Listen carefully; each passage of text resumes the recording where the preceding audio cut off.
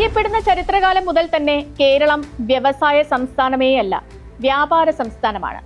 ഇന്ത്യയിലെ മറ്റു ഭാഗങ്ങളിലൊന്നും ആലോചന പോലും ഉണ്ടാകാത്ത കാലത്ത്, അതായത് ക്രിസ്തുവിനും 3 നൂറ്റാണ്ട് മുൻപൊക്കെ കേരളം കയറ്റുമതി ആരംഭിച്ചതുമാണ്. കുരുമുളകും ഏലവും കറുവാപ്പട്ടയുമാണ് വിറ്റത്. പകരം വാങ്ങിയത് സ്വർണമാണ്. ഈ കച്ചവടം ഏറ്റവും ഗംഭീരമായി നടത്തിയിരുന്നയാളാണ് കടൽ പിറകോട്ടിയ ചേരൻ ചെങ്കുട്ടവൻ. അതും 2-ാം നൂറ്റാണ്ടിൽ, കൃത്യമായി പറഞ്ഞാൽ CE 180 മുതൽ. കുരുമുളകും ഏലവും ഗ്രീസിലേക്കും റോമിലേക്കും മാത്രമല്ല പോയത്, ഈജിപ്തിലേക്കുമാണ്. അവിടെ മമ്മി ഇട്ടുവച്ചത് കേരളത്തിൽ നിന്നുള്ള ഏലത്തിലും കുരുമുളകിലുമാണ്.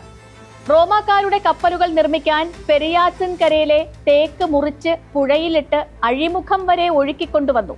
അവിടെ നിന്ന് കപ്പലിലാണ് റോമിലേക്ക് കൊണ്ടുപോയത്. മതങ്ങൾ വരുന്നതിന് മുൻപും കച്ചവടം ഉണ്ടായിരുന്ന നാടാണ് നമ്മുടേത്. പക്ഷേ ഇവിടെ വ്യവസായം ഉണ്ടായിരുന്നില്ല.